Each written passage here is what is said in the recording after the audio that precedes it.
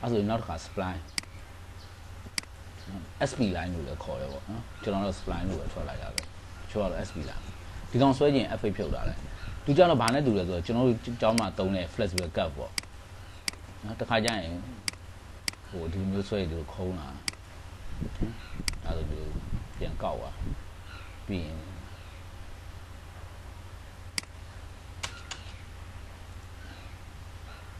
ပြီးဒီကပြန်စားဆွဲ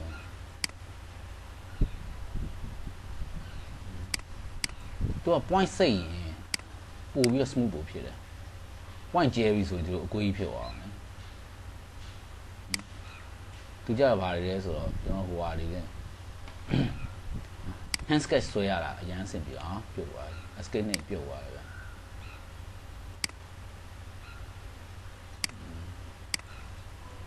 ကျွန်တော်ဟိုဟာ down ပုံစံဆွဲမှာ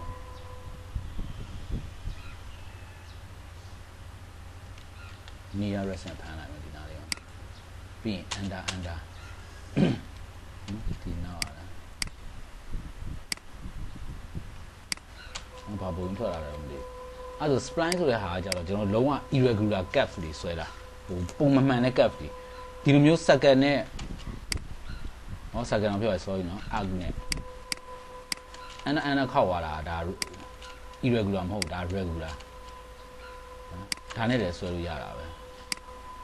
ခုန spline ကြတော့လို့မဟုတ်ဘူးခုန spline ကြတော့ SPL under သူကြတော့ကိုချတဲ့အမှတ်လေးတွေပေးလိုက်ရုံနဲ့ point စိတ်တွေပို smooth ဖြစ်နေပြန်အဲ့ဒါဘယ်နေရာမှာသုံးလာလဲကျွန်တော်တို့ဟိုပကြီးစရာတွေသုံးလိမ့်မယ် hand sketch free tool တွေသုံးတယ်နောက်ဟိုဟာကွန်ဒိုမြင်းတွေသုံးတာကွန်ဒိုမြင်းဆိုတာကျွန်တော်ဒီမှာ point ဆိုတဲ့ဟာတွေရှိတယ်နော် point ဆိုတဲ့ command အဲ့ point ဆိုတဲ့ command နဲ့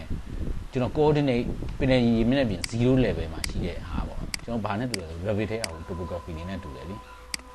နော် Revit မှာကျွန်တော်လိုက်ပြီးတော့ click ချတာလीအဲ့ပုံစံမျိုး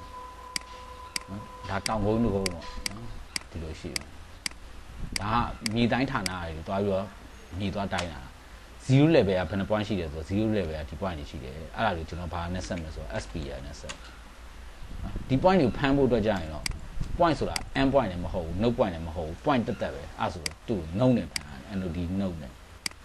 ဒါလေးတွေကိုလိုက်ဆက်လိုက်နော်ဒါမြေတိုင်းဌာနကျွန်တော်စီမှာအဲ့မြေတိုင်းဌာနတယောက်လာတက်ဘူးလေ supply ကိုတဘောတွေတော်တော်ကြာကျွန်တော်တို့တခါမှမသုံးတဲ့ comment ကိုသူကတဘောတွေကြာဘာလို့သူ့လုံးနဲ့ရန်ကြိုက်နေတာ哦ကျွန်တော်ကဒါမျိုးတွေသုံးမှမသုံးဘူးကျွန်တော်တို့ဆွဲရတဲ့ပုံတွေက mechanical engineering ဒါမှမဟုတ် electrical electronic ပြီးတော့စုံးမိဟေးဆိုတာလေဒီလိုကော့ထားလို့ရတယ်အဲ့နောက်တစ်ချက်ခောက်လိုက်ရင်ဩရက်သွားတာ regulate တင်တယ်နော်ပြီးဒါမြင်းနဲ့မျ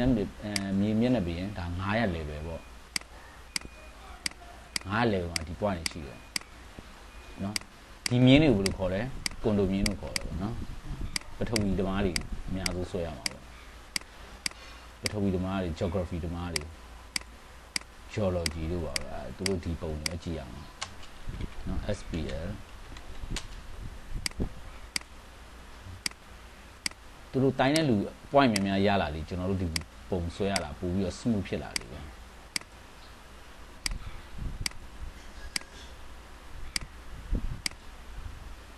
ဟိုမိုးလေဝသပုံတွေမှာလည်းပါတယ်နော်ဟိုသတင်းစာမှာဆိုရင်နောက်မိုးလေဝသအနောက်မှာလေပေါ့လို့လေးလို့အဲ့ဒါမျိုးလာလေးတယ်သူကွန်ဒိုမြင်းနေတယ်လားအခုဆိုဒီဘက်ဆိုရင်ဒီကောင်ကကော့တက်တယ်အဲ့နောက်ဆိုရောက်သွားမှာပဲဒီဘက်ဆိုရင်ကခုံးသွားတယ်နော်အခုံးရကော့ရအဲ့လိုကျွန်တော်ဒီမှာ click တစ်ချက်ကြာပြီးရင်နော်အမှန်ဒီကောင်ဒီနေရာရောက်အောင်ပါဒီ spline တွေကကြတော့သူ့ရဲ့ vertex ဒီ point တွေကဒါ vertex လို့ခေါ်အဲ့ vertex တွေကင်ပြီးတော့ပြန်ပြင်လို့ရတယ်လေကွန်းတော့ပြန်ပြီးဒါကတော့ခြုံသွားတယ်နော်အဲ့ဒါ spline ကတော့ကျွန်တော်လောဆယ်တော့တိတ်ထွေလို့မရှိပါဘူးနော်အဲ့ဒါနောက် ellipse ဆိုတာ sawine မဟုတ်ဘူး ellipse ဆိုတာဘာလဲဆိုတော့ကျွန်တော်တို့က major diameter ရှိတယ် sawine ဆိုတာ major diameter နဲ့ minor diameter တူတူပဲ ဒီကောင်ကြတော့ major diameter ပိုရှိတယ်ပြီး minor diameter ရဲ့တစ်ဝက်ဒါဆိုရင်ဘဲပုံဖြစ်သွားတယ်နော်အဲဆိုတော့ဘဲပုံကအများဖြစ်ရကျွန်တော်တို့ကဘယ်လိုနေရာတွေမှာသုံးလာတယ်ဆိုတော့ ellipse တွေကစက်ကက်အစားထိုးစက်ကက်ကိုဘေးကနေဆလင်ဒါတစ်ခုဘေးကနေကြည့်တဲ့ပုံမျိုးဆိုဒါမျိုးနဲ့ဆွဲမှာပေါ့နော်ပြီးရင် CO copy ပြီးရင် CO copy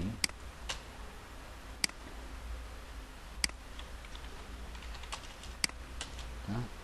ဒါဆိုဘူးတစ်လုံးပေါ့နော်ပြီးရင်အဲ့ ellipse က offset တော့မရိုင်းနဲ့ဗျ offset ရရင်အဲ့ ellipse ကတလွဲဖြစ်သွားဒီနားလေးမှာပူပိန်သွားတယ်ကျန်တဲ့နေအလဲမှာပြန်ဖောင်းသွားတယ်ကျွန်တော်ဆိုလိုတာဒီ distance နဲ့ဒီ distance နဲ့မတူဘူး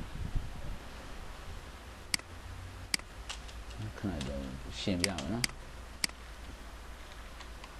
offset မလုပ်ရဘူးသူ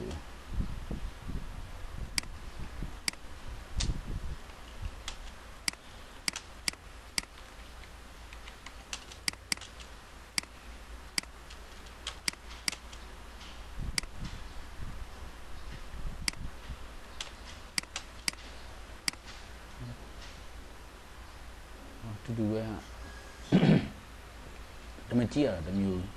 ဒီနားလေးတွေကဟုတ်ဝင်ဖြစ်တယ်အဲ့လိုလုံးမဲ့အစားကျွန်တော်ဘာနဲ့လုပ်လဲဆိုတော့လေနောက်ထပ် ellipse တစ်လုံးနဲ့ပဲ ellipse ဒီခါ center နဲ့တွားမယ် ellipse center ဒီမှာပြီးရင်အရှိရဒီလောက်ကောင်းဒီလောက်ပေါ့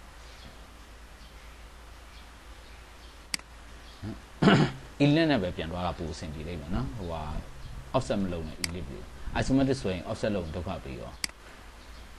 အဲ့ဒါ ellipse တွေဆွဲလာ ellipse တွေကတုံးဆွဲခဲ့ပါတယ်နော် ellipse ဆွဲတယ်နောက် ellipse arc ဆိုတာရှိသေးတယ်ဒီဘေးနားမှာနော်သူကကြတော့ခုနအတိုင်းပဲ major diameter minor diameter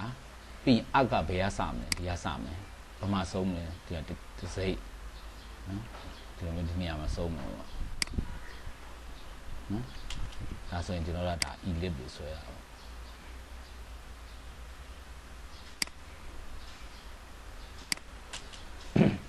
နော်ဒါ ellipse တွေဆွဲရโอเคအဲ့ဆိုရင် तू က ellipse arc ကတီးတဲ့2ပါးတစ်ခုအနေနဲ့ပါတယ်ဒါပေမဲ့အကောင်ကိုကျွန်တော်တို့ဖယ်ထဲရတွားလဲဆိုတော့ကျွန်တော် ellipse ထဲရလဲတွားလို့ရတယ် arc m point ပြီးရင်ဒီကောင်ခဏ ellipseဆို ellipse arc တခါလည်းပြောခဲ့တာနော်ဒီကနေဒီချီအဲ့ဆို draw to bar မှာရှိတဲ့ဟာတွေကကျန်တဲ့ဟာတွေကကြတော့ဘယ်လောက်လောက်တာဘယ်လောက်ပြန်ထည့်တာဒါ make ဘယ်လောက် insert ဘယ်လောက်ဒါဘယ်လောက်အခန်းမှာကျွန်တော်ပြောတော့မယ်နော် point ချတဲ့ဟာလေးတွေကျွန်တော်နည်းနည်းဆက်ပြောမယ်ပြီးရင်ကျန်တဲ့ hash က presentation tutorial မှာပြောမယ် region က 3D ရောက်မှာပြောမယ် table က D10 ပြောမယ် test time က D10 ပြောမယ်ဒီကောင်က s selected ဆိုတော့ဒီကောင်အစ်စ်ပါလာတာဗျ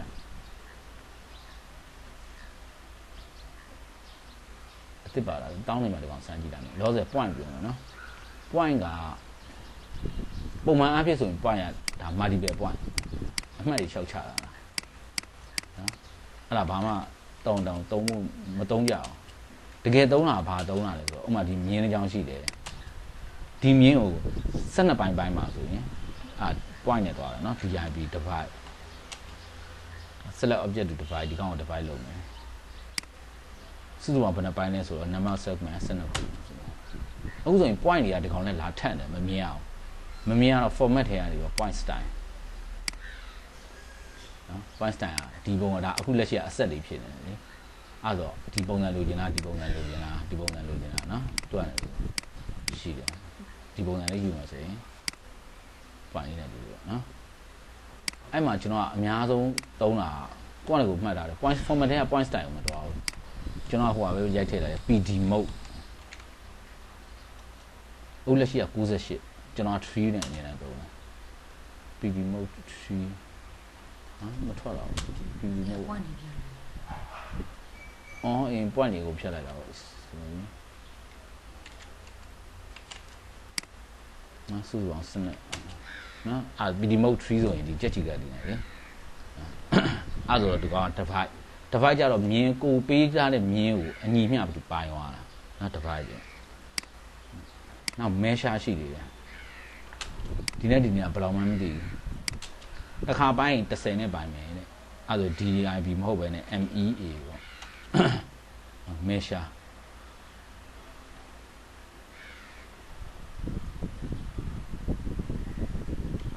MEA နော်ဒီ ME နဲ့တော်လာမယ် set object to measure လို့ကျွန်တော်ဆက်လိုက်မယ်ပြီးရင် land of segment နဲ့ segment တစ်ခုအရှိကဘယ်လောက်ရှိလဲတစ်ခု30ရှိမယ်လို့ပြောလိုက်ဒီကနေစပြီးတော့10 20 30 40ဒီကျွန်တော်ဒီနားမှာ click ချတဲ့အတွက်ဒီဘက်ကနေစရည်သွားတယ်ဒီနေရာလေးရောက်သွားကျန်တဲ့ဟာသူဘာစမလုပ်ဘူးအဲ့ဆို measure နဲ့ device ဆိုပြီးတော့နှစ်မျိုးရှိတယ်နော်ခုန ME ကြီးကြတော့ measure တော့ measure ပဲဒါပေမဲ့တစ်ခုကိုတိုင်းတာဗျ distance ကိုတိုင်းမလားတဲ့ဒါ distance ကိုတိုင်းမယ်ဆိုရင်ဒီမှတ် distance ဒီမှတ်ကနေဒီမှတ်ဘယ်လောက်ရှိတယ်ပေါ့ဒါ measure လေနော် angle ကိုတိုင်းပါလား radius ကိုတိုင်းပါလား area တိုင်းပါလား volume တွက်ပါလားနော်အဲ့ measure အဲ့ဆိုတော့အဲ့ divide မှာတစ်ချက်တော့ view စိုက်ရတာရှိတယ်ကျွန်တော်တို့ဒီမှာ rectangle တစ်ခု assign 6 b ကောမှာ6.8ပေါ့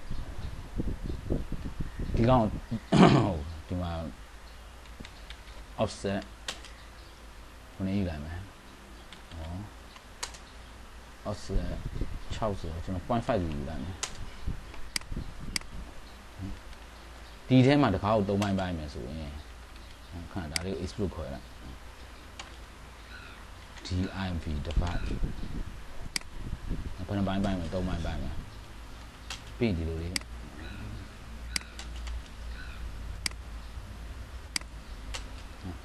ပြီးဒီကောင် offset နဲ့ဘယ်နှလက်မ offset လဲဆိုတော့ဒီကောင်ကို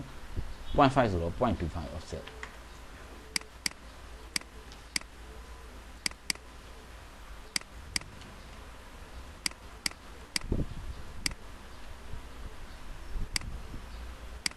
ဒီကောင်နဲ့ 0.25 ဒီကောင်နဲ့ 0.25 ဒီကောင်0.5 စီသွားတယ်ပေါ့အဲ့အကျယ်အဝန်းကတစ်ခုနဲ့တစ်ခုမတူတော့ဘူးဖြစ်နေဒီနဲ့က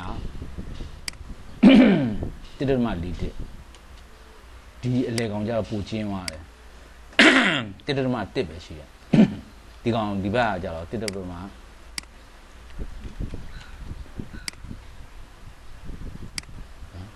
ဒီကောင် 0.5 ဒီကောင်ကကျတော့တစ်တမ၄တစ်ဖြစ်သွားတယ်ဒီ3ကမညီတော့အဲ့တော့အညီပြန်ပိုင်းခြင်းဘယ်လိုလုပ်လဲပြတာအဲ့ဒါပူထွက်ပြီးရဥမာဒီနဲ့ကို divide လုပ်ချင်တယ်3ပိုင်းပိုင်းခြင်းတယ်အကြိုင်လေဒီအထူကဘယ်လောက်လဲ 0.5 အထက်မှာဘယ်လောက်နဲ့ထူမယ် 0.5 ထူမယ်ဒီဘက်ကိုတဝက်ထုတ်ပြီးလိုက် 0.25 straight နဲ့ထုတ်ပြီးနော် s နဲ့ဒီကနေ select လုပ်လိုက်ဘယ်လောက်လဲ 0.25 နော်ပြီးတော့မှ divide လုပ် DIV ဆိုပြီးတော့နော်3ပိုင်းပြီးရင် offset 0.25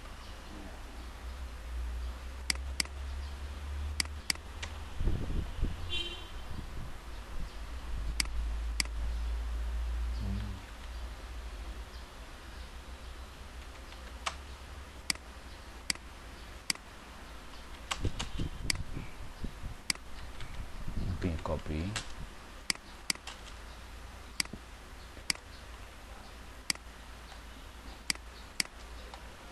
အဲ့လိုကိုလုံးမဲ့အထူရဲ့တဝက်စီအပြင်ထုတ်ထားလိုက်ရင်ကျွန်တော်ဒီကောင်လေးတွေကတစ်ခုနဲ့တစ်ခုကအတိုင်းတာအတူတူပဲပြောသွားတင်းစီနဲ့1.223 1.3 လေးလုံးဒီမှာလည်း 1.3 လေးလုံးနော်ဒီမှာလည်း 1.223 နော်အဲ့ဒါဆိုကိုအမြဲတမ်းတဝက်စီအပြင်ထုတ်လာပြရမှာဒါဗဒေမောက်လေးဆွဲရင်တိတာရတယ်ဗျနော်အဲ့ဒါဆိုတော့ divide နဲ့ measure နဲ့သိပါတယ်နော်အဲ့ဒါ point ပေါ်မှာမူတည်တယ်အကယ်ကျွန်တော် block တွေကလည်းလောက်ထားလဲဆိုရင်ဒီကောင် block ပါတွဲလူလို့ရတယ်ဥပမာကျွန်တော်ဒီကောင် block တွေတစ်ခုလောက်ထားလိုက်မယ်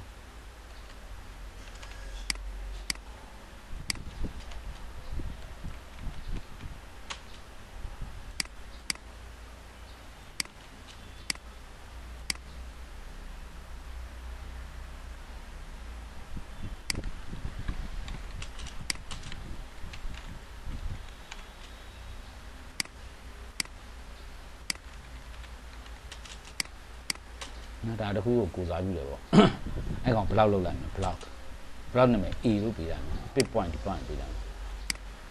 နော် select object ဒီကောင်လေး select လုပ်လိုက်မယ် okay ပေါ့နော်ဘလောက်ကတေချာမတင်ရလေဒါကကျွန်တော်လမ်းကြောင်းပေါ့နော်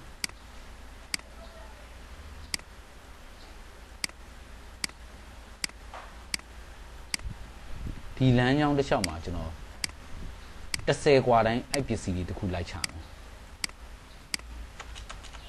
ဘာလို့မဟုတ်ဘူးအဲ့ပစ္စည်းတွေတစ်ခုဒီကောင်တို့လိုက်ချပုံမှန်ဆိုရင်ချရတာမလွယ်ဘူး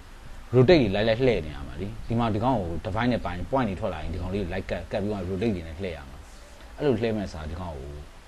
ဒီကောင်ကို divide div divide ဘယ်နှပိုင်းလဲဆိုတော့24ပိုင်း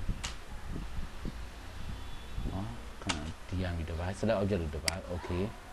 ပြီးရင် number of segment or block လေ block ကိုသုံးလိုက်နော် block ရဲ့နာမည်က A ပြီးရင် block ကိုဒီကောင်ဆိုဒီလိုစောင်းနေတယ်လीစောင်းတဲ့အတိုင်း light စောင်းသွားပြီမလားတဲ့ yes ပေါ့နော် light စောင်းပြီနော် number of segment စုစုပေါင်း segment ဘယ်နှခုလိုချင်လဲဆိုတော့ကျွန်တော်အခု24ခုလိုချင်တယ်လို့ပြောတယ်ဒါဒီလိုသူက automatic တဲ့ပါတယ်လေရရမယ်နော်အဲ့ဒါတခါလေကြာရင်သုံးဝင်တယ်ဥပမာဒါကစိတ်ကန်းအဲ့စိတ်ကန်းတစ်လျှောက်မှာဓာတ်မီတိုင်လေးတွေဘယ်နှတိုင်ထားမလဲပေါ့အဲ့ဒါကိုတွက်တခါလေအညီအမျှချပေးပါဆိုဒါဆိုကောက်ချပါနော်မချပါလားထိတ်စမှတ်နဲ့စုံမှတ်ကိုသူမချပါဘူးကြားဝယ်သူချပါနော်အဲ့ဒါဘလောက်နဲ့မဲရှာလုပ်လေရတယ်ကျွန်တော်ဟိုဟာလုပ်လေရတယ်နော်မဲရှာလည်းရတယ်ဟိုနည်းနဲ့ရတယ်တစ်ဖိုက်လည်းရတယ်မဲရှာနဲ့ဆိုရင် me select object လို့မဲရှာဒီကောင်ပြီးရင် block name a align လုပ်မှာ yes ပြီးရင် land of segment တစ်ခုနဲ့တစ်ခု block ချားမယ်ဆိုတော့ကျွန်တော်9ချားမယ်လို့ပြောလိုက်မယ်ဒီကနေစပြီးတော့9กว่าမှာတစ်ခုဒီကနေဒီ9กว่าမှာတစ်ခု9กว่าမှာတစ်ခုအဲ့လိုမျိုးတီးကြပြီးချပေးပါနော်